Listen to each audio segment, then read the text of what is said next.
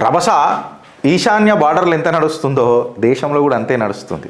నేను క్యాప్షన్ కూడా అట్లనే పెట్టిన, బీహార్లో హై డ్రామా, ఇది హంగామా కాదు మెలో డ్రామా, కాంగ్రెస్కు మిగిలేది ఏందిరా అంటే పంగనామా. ఏంది గిరీష్ ఏం మాట్లాడుతున్నావు అని అంటే, చౌరస్తా మీద నిలబడ్డది కాంగ్రెస్ వచ్చి, భారతీయ జనతా పార్టీ ఏమో మొత్తం ఇట్లా ఎగరబట్టే గాలిలో మొత్తం టేక్ ఆఫ్ మోడ్కి రెడీ అయిపోయాయి. కాంగ్రెస్ ఏమో తునాతునకలే కొలాప్స్ మోడ్లలో నిలబడబట్టే. అసలు ఏమైంది అని అంటే కాంగ్రెస్లో ఒక పెద్ద మెల్డౌన్ అయిందనమాట. ఏమైందనంటే మొన్న బీహార్లో ఏదో మీటింగ్ పెట్టుకుంటేనంట, మనం చేపల మార్కెట్లలో చౌరస్తాల మీద కొట్లాడుకుంటాం చూడు, అరే నువ్వు బయటికి రారా మామ, నువ్వు లోపల రారా మామ, నువ్వు ఇట్లా అన్నావు అరే నేను చూసుకుంటారా రే, నువ్వు ఏం రాను అని ఇట్లా కొట్టుకుంటాం చూడు. మనం ఆడ ఏముండదు, ఓ ఓ ఓ ఓ ఓ ఓ ఓ ఓ ఓ ఓ ఓ అంతే ఉంటుంది. స్ట్రీట్ డ్రామా అంటారు దాన్ని. రాహుల్ గాంధీ గారి పైన కూడా కరప్షన్ క్వశ్చన్స్ గట్టిగా వచ్చినాయట. మళ్ళీ ఇది ఎంతవరకు కరెక్టో రాంగో కాంగ్రెస్ వాళ్ళు చెప్పాలి. Stand corrected with my data. ఎంతవనం లొల్లయిందంట అంటే బయట ఉన్న సిఆర్పిఎఫ్ జవాన్లు ఉంటారు చూడు, ఇలా సెక్యూరిటీ, వాళ్ళు కూడా అలర్ట్ అయిపోయారట ఇంటర్నల్ క్లాష్తో. ఇంకా పెద్ద మెల్డౌన్ ఏమైంది తెలుసా, ఎకనామిక్స్ ఆఫెన్సివ్ వింగ్ ఒక కొత్త ఎఫ్ఐఆర్ పెట్టింది.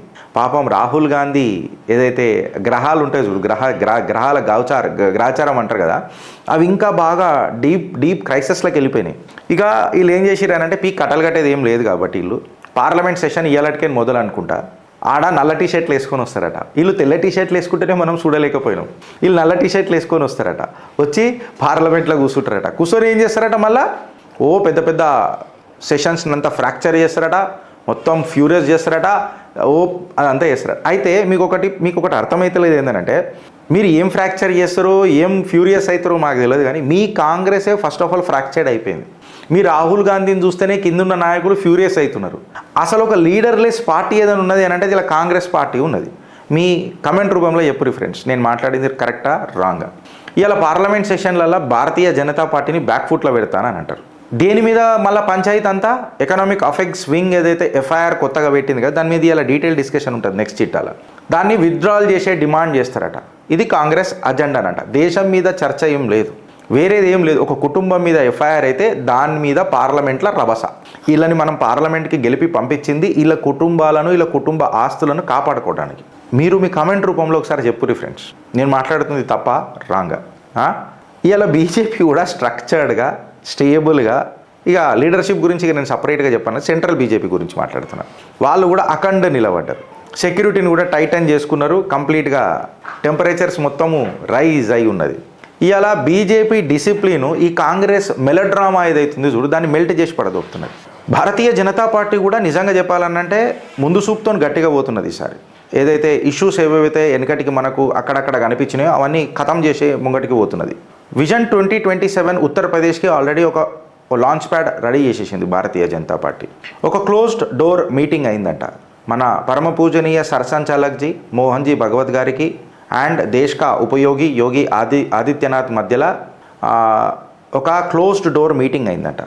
రామ్ టెంపుల్ ఏదైతే మన ధ్వజారోహణ అయిందో మొత్తం ఇప్పుడు కంప్లీట్ అయిపోయింది కాబట్టి ఒక ఎలక్ట్రాల్ ఓట్ బేస్ అనేది ఒక వేవ్ క్రియేట్ కావాలనేది ఇద్దరు మాట్లాడుకున్నట్టు మనకైతే తెలియదు పెద్ద మనుషులు ఏం మాట్లాడుకున్నారో. బట్ ఆబ్వియస్లీ ఒక చర్చ, దీన్ని మనం ఇక తీసుకురావాలా, ముంగటికి తీసుకోవాలా, ప్రజలల్లో రామరాజ్యం కోసం తపస్సు పెంచాలా అనేది ఒక డిస్కషన్ ఖచ్చితంగా ఉంటుంది కాబట్టి నేను చెప్తున్నా. వాళ్ళు నెక్స్ట్ 2027లో ఏదైతే యూపీలో ఎలక్షన్స్ అవుతున్నాయో బీజేపీ టార్గెట్ కూడా ఇక సింగిల్గా కొట్టిపడేయాలా, సీట్లు కూడా బీభత్సంగా కొట్టాలా అని చెప్పి డిసైడ్ చేసుకుందట. ఏదైతే సమాజ్వాదీ పార్టీ ఏదైతుందో అది ఇంటర్నల్ స్ప్లిట్ వల్ల సర్వనాశనం అవుతుందట.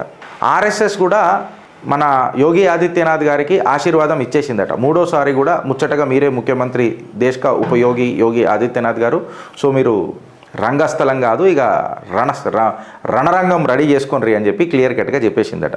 యూపీ ఎప్పటికైనా మాకు కాషాయ పార్టీకి కంచు కోట కావాలా అని చెప్పి యోగి ఆదిత్యనాథ్ గారికి కూడా సూచన ఇచ్చినట్టు రాజకీయ నిపుణులు మాట్లాడుకుంటారు.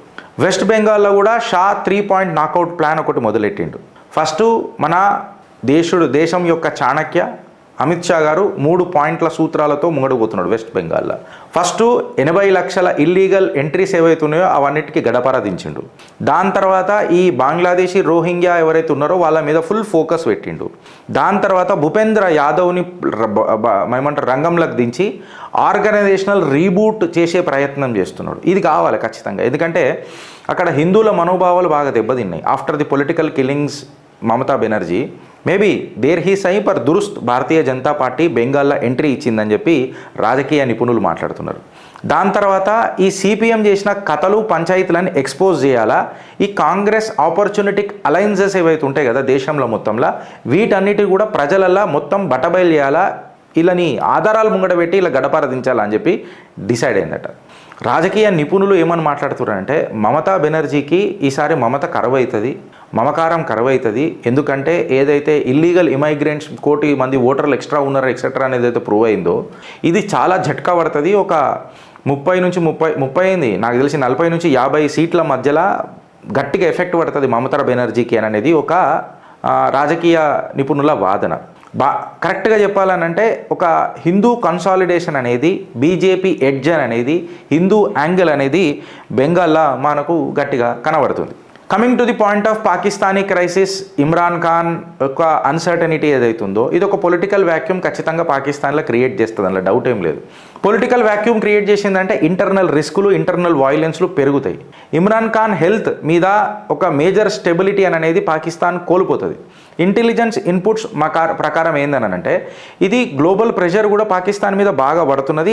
And the Indian James Bond Ajit Doval ఇటు బంగ్లాదేశ్కి ధమ్కీ ఇచ్చుకుంటూనే 24/7 పాకిస్తాన్లో జరుగుతున్న ఇష్యూస్ మీద కూడా గట్టిగా ఫోకస్ చేసినట్టు నిపుణులు మాట్లాడుతున్నారు.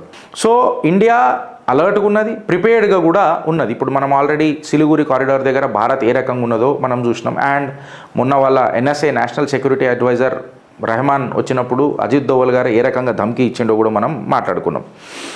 ఇలా సర్వేలెన్స్ ఏదైతుందో పాకిస్తాన్ బార్డర్ల మీద గట్టిగా అయింది. క్లోజ్ కోఆర్డినేషన్ మనము అమెరికాతోని, యుఏఈతోని, సౌదీ ఇంటెల్తోని షేర్ చేస్తున్నాము, తీసుకుంటున్నాము.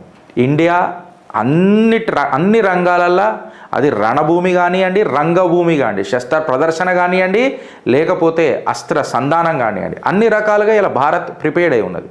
కామ్ బట్ ఫర్మ్ అప్రోచ్ అని చెప్పి చెప్తున్నారు. ఈ దోవల్ లీడర్షిప్ ఏదైతే ఉన్నది కదా, మన నిజంగా చెప్పాలంటే మన సెక్యూరిటీని చాలా టైట్ చేసింది ఫ్రెండ్స్, అందులో డౌట్ ఏం లేదు. సో ఈ మోడీ దోవల్ కాంబినేషన్ జుగల్బందీ ఏదైతే ఉందో దేశాన్ని నిజంగా చెప్పాలంటే ఒక మంచి సెక్యూర్డ్ బార్డర్స్ని అయితే చేసి పెట్టింది. ఇప్పుడు మనం యుఏఈ వర్సెస్ పాకిస్తాన్ తీసుకొని చూస్తే, ఎందుకంటే ఇక్కడ డైరెక్ట్ మన భారతదేశంలో ఇవి ఇన్ఫ్లుయెన్స్ ఉంటుంది. ఎందుకంటే కొన్ని పార్టీలు మన భారతదేశంలో అవి మన జాతీయ పార్టీలు ఆఖరికి పాకిస్తాన్ దగ్గర కూడా కొన్ని పైసలు తీసుకొని ఉన్నారు. వెనకటికి మనం ప్రూవ్ చేసిన అడమైన ఎంఓయూలు కూడా రాసినాయి చైనాలతో. సో ఇప్పుడు యుఏఈ అండ్ పాకిస్తాన్ గురించి మాట్లాడితే డిప్లొమాటిక్ హార్డ్ లైన్ కూడా వాళ్ళ మధ్యలో మొదలైంది. ఏంటంటే 1000 మంది పాకిస్తానీలు ఎవరైతే ఉన్నారో వాళ్ళని యుఏఈ నుంచి పంపించేస్తుండ్రు. వీసా రిస్ట్రిక్షన్స్ ట్రిగర్ అయిపోయినాయి.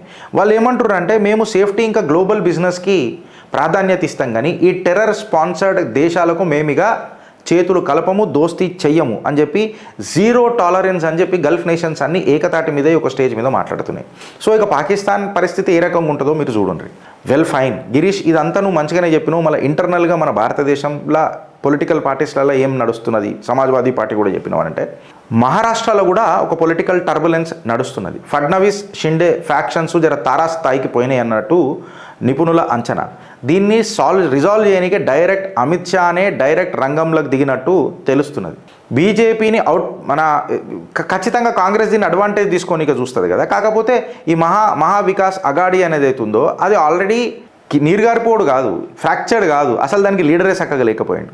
కర్ణాటకలో తీసుకున్నాం అనుకో, డీకే శివకుమార్ ఇంకా సిద్ధరామయ్య ఏ రకంగా కొట్లాడుతున్నారో పక్కకు పెడితే ఇంటర్నల్గా ఈ ఫేక్ గాంధీ కుటుంబంలో కూడా లొల్లి నడుస్తుంది అని చెప్పి రాజకీయ నిపుణులు మాట్లాడుతుంటారు. ఎట్లా అంటే ఇక్కడ సోనియా గాంధీ గారి ఆలోచన వేరే ఉందంట, రాహుల్ గాంధీ గారి ఆలోచన వేరే ఉందంట, ప్రియాంక వాడ్రా గారి ఆలోచన కూడా కంప్లీట్గా వేరే ఉందంట. ఇక కర్ణాటకలో నాటకే అయితే తప్ప ఇక రాజకీయాలు కావు అని అనేది నిపుణుల వాదన. ఇక దాన్ని బట్టి బీజేపీ నో కాన్ఫిడెన్స్ మోషన్ కూడా పెడదాము అని చెప్పి అనుకుంటున్నారు. ఎందుకంటే ఇప్పుడు అది ఆర్గ్యుమెంట్ ఫ్యామిలీల పంచాయతీ ఉన్నదో, ఇలా కాంగ్రెస్ పార్టీ అని అనేది నిజంగా చెప్పాలంటే ఒక ఫ్యామిలీ ఆర్గ్యుమెంట్ ఫారం అయిపోయింది పార్టీ కంటే ఎక్కువ. మీ కామెంట్ రూపంలో ఎప్పుడు నేను మాట్లాడింది కరెక్టా రాంగా.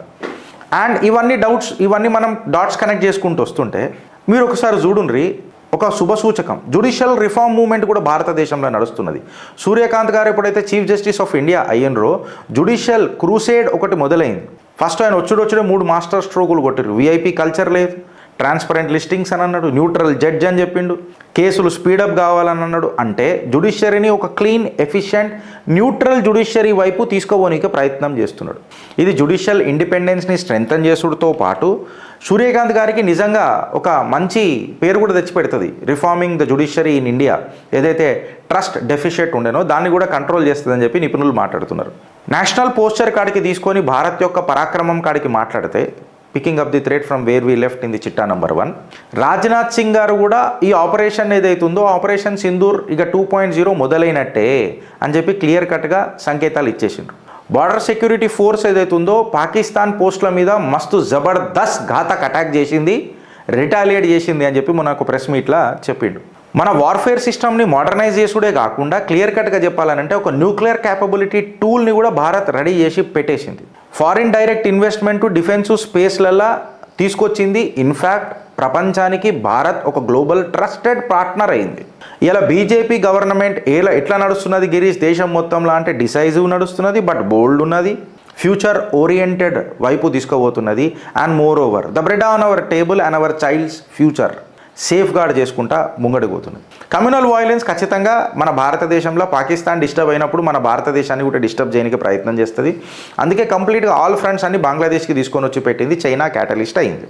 ఈ బెంగాల్ ఫ్లాష్ పాయింట్ ఎక్సెట్రా ఖచ్చితంగా అవుతుంది. ఇప్పుడు ఎంఐఎం ఏదైతుందో ఈ ఫ్రింజ్ గ్రూప్స్ ఏవైతే ఉన్నాయో ఖచ్చితంగా ఒక అరిగిపోయిన టేప్ రికార్డ్ లెక్క లొల్లి షురువు చేస్తారు. ఎందుకంటే ఈ ఎంఐఎం పార్టీ అనేది రైతుల గురించి ఎప్పుడు ఒక ధారణ చేసింది మనం చూడలే, ఉద్యోగాల కోసం ధారణ చేసింది మనం ఎప్పుడు చూడలే, మాకు ఫీజు రీఎంబర్స్మెంట్ మా పౌరులకు దొరుకుతలేవని చెప్పి ఎప్పుడు లొల్లి పెట్టింది చూడలే, ఆర్థిక వ్యవస్థ ఇట్లా అవుతుంది అట్లా అవుతుంది అని ఎప్పుడు చూడలే. వాళ్ళు ఒకటే ఎప్పుడు చూసినామన్నానంటే మా ముల్క్ మా షరియత్ ఎక్సెట్రా. ఇక జమాత్ నుంచి వచ్చిన ఒక ముల్లా నిన్న ఏమని మాట్లాడిండో మనం విన్నాం. షరియత్ దగ్గరికి వస్తే అగ్నిగుండం అయిపోతుంది భారతదేశం అని చెప్పేదో లొల్లి పెట్టిండు. దేశద్రోహ చట్టం పెట్టాలి వీళ్ళ మీద, సెడిషన్ ఛార్జీలు పెట్టి లోపల నూకుపడి తొప్పాలి. మళ్ళీ ఇప్పుడు వీడు మాట్లాడితే కరెక్ట్ కాదరా, ఓ మాట అడుగుతున్నా. ఇప్పుడు నేను మళ్ళీ అడిగి పోదలుచుకోలే, ఇక క్లియర్ కట్గా చెప్తున్నా. బీజేపీ నరేటివ్ సింపుల్ క్లియర్ కట్గా ప్రజలకు అర్థమవుతున్నది ఇవాళ రేపు. అందుకే ప్రజలు బీజేపీ వైపు చూస్తున్నారు, సెంట్రల్ బీజేపీ వైపు. లా అండ్ ఆర్డర్ పటిష్టంగా ఉండాలి, నేషనల్ సెక్యూరిటీ మా ఫస్ట్ మోస్ట్ ప్రయారిటీ, ఇట్లా ట్రాక్షన్ తప్పేదే లేదు అని చెప్పి క్లియర్ కట్గా ఉన్నారు. రాజకీయ నిపుణులు మాట్లాడుతున్నారు ఏంటంటే ఖచ్చితంగా పొలిటికల్ చేంజ్ వెస్ట్ బెంగాల్లో అవుతుంది, అప్కమింగ్ సైకిల్స్లలో ఖచ్చితంగా అవుతుంది అని చెప్పి మనం భవిష్యవాణి మాట్లాడుకుంటే ఒకసారి నమః పార్వతీపతయే హర హర మహాదేవ్. యుద్ధం మొదలు కావాలా, అది ఎలక్షన్ అయినా లేకపోతే బార్డర్దైనా. ఇవాళ కంప్లీట్గా ఆపరేషన్ 2.0కి సింధూర్ ఆపరేషన్ 2 భారత్ సంసిద్ధం అయిపోయింది. Modi rising, Yogi rising, Bharat rising, BJP rising, Congress sinking. మీ కామెంట్ రూపంలో చెప్పురు మేమేమైనా తప్పు మాట్లాడితే. భారత్ మాతాకి జై.